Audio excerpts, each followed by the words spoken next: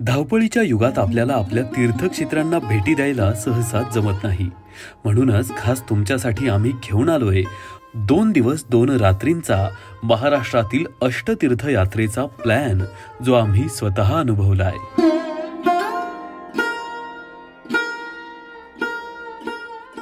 खरं तर या यात्रेचा प्रारंभ आम्ही श्री स्वामी समर्थ केंद्र वडगाव मावळ यांच्या सोबत थेऊरच्या चिंतामणी गणपती मंदिरापासून केला। इथे आम्ही सकाळी 8 वाजता पोहोचलो। पुण्यापासून 27 किलोमीटर अंतरावर असणारं हे सुंदर असं मंदिर। इथे आल्यावर मनाला एक वेगळीच शांतता मिळाली। सकाळी लवकर गेलात तर जास्त गर्दी नसते। आपलं दर्शनही अगदी 5 ते 7 मिनिटात होतं।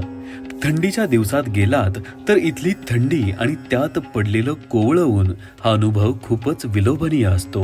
या मंदिराच्या आवारात जाताच अगदी 90sच्या काळात गेल्यासारखं वाटतं। काळ्या दगडात बांधलेलं मंदिर, बाजूला असलेलं महादेवाचं मंदिर आणि दगडावर कोरलेला नंदी, ही सगळी दृश्य मनाला प्रसन्न करतात। केंद्रातील सेवेकऱ्यांनी इथे अथर्वशीर्ष पठण केलं व पुढच्या मार्गाला सुरुवात केली। तिथून पुढे 40 किलोमीटर अंतरावर अवघ्या महाराष्ट्राचे कुलदैवत मल्हारी मार्तंड यांची जेजुरी आहे। आम्ही ठीक 10 वाजता खंडोबारायाच्या जेजुरीत पोहोचलो। सोमवती अमावस्या असल्या कारणानं रस्त्याला खूप ट्रॅफिक होतं आणि गर्दी जास्त असल्यानं आम्हाला गडावर जाता आलं नाही। तुम्ही निवांत एखाद्या दिवशी नक्कीच गडाची सफर आरामात करू शकता। तिथून पुढे सोबत आणलेल्या डब्यातलं जेवण आम्ही गाडीतच केलं आणि पंढरपूरचा मार्ग धरला। जवळपास 168 किलोमीटरचं अंतर कापत आम्ही पंढरपुरात येऊन पोहोचलो। अथांग, निथळ आणि शांत अशा चंद्रभागा मायेचं दर्शन घडलं आणि पंढरपुरात असल्याची चाहूल लागली। दुपारी 3 वाजता आम्ही पंढरपुरात होतो। तिथे आमच्या मावळ तालुक्याची धर्मशाळा आहे। इथे राहण्याची आणि जेवणाची सोय होते।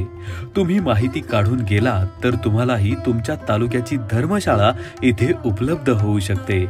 मस्त जेवण केलं आणि तिथून आम्ही पायी चालत विठुरायाच्या दर्शनाला गेलो।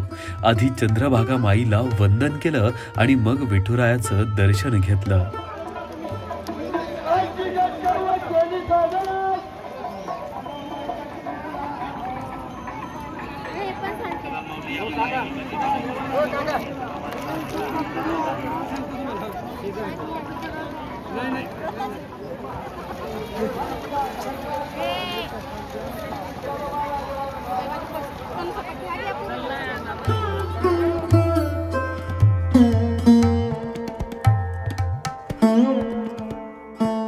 वेळेअभावी आम्ही देवाचं मुखदर्शन घेऊनच पुढे निघालो। पण विठुरायाचं ते तेज पाहून मन अगदी प्रसन्न झालं। जणू त्याच रूपाच्या दर्शनासाठी जीव उतावळा झाला होता।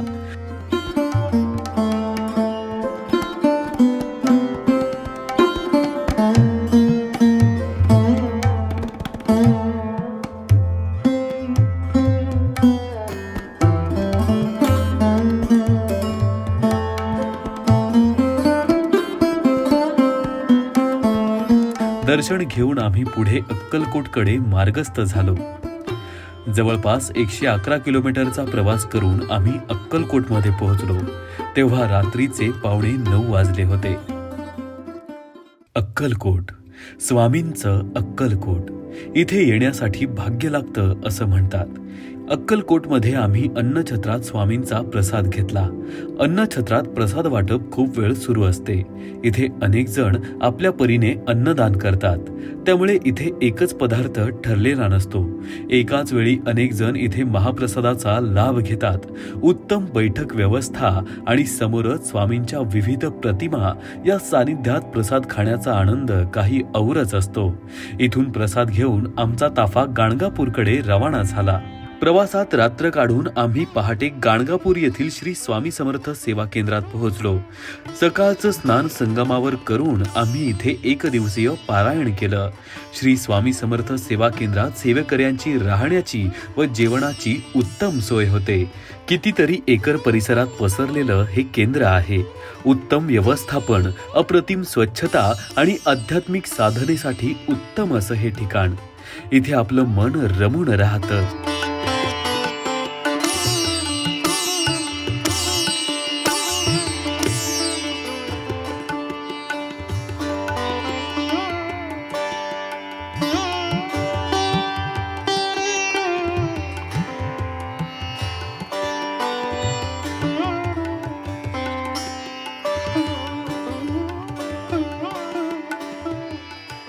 पारायण झाल्यावर आम्ही थेट गाठलं ते श्री कल्लेश्वर मंदिर.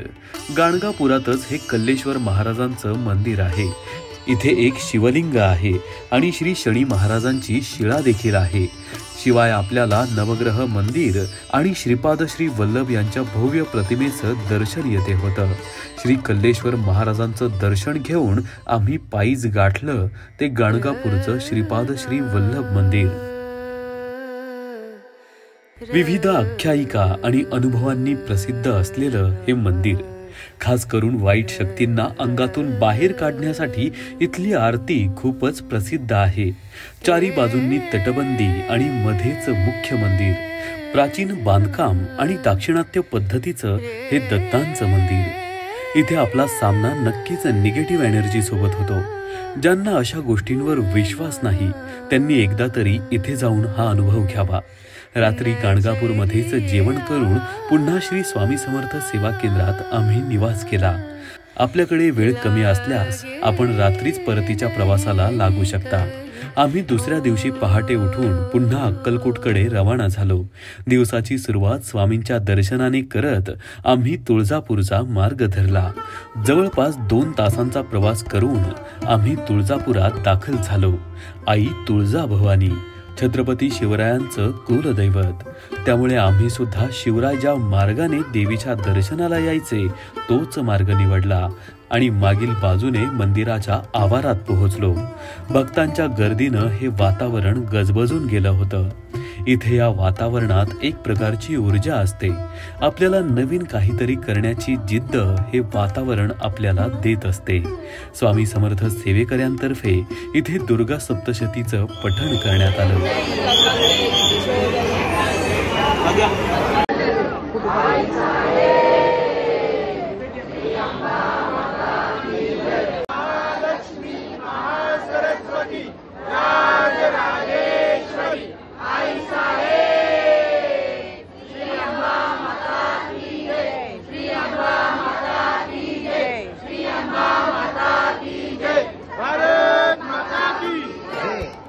आणि अखेर तुळजाभवानी मातेचं मुखदर्शन घेऊन आम्ही पुन्हा पुण्याकडे मार्गस्थ झालो.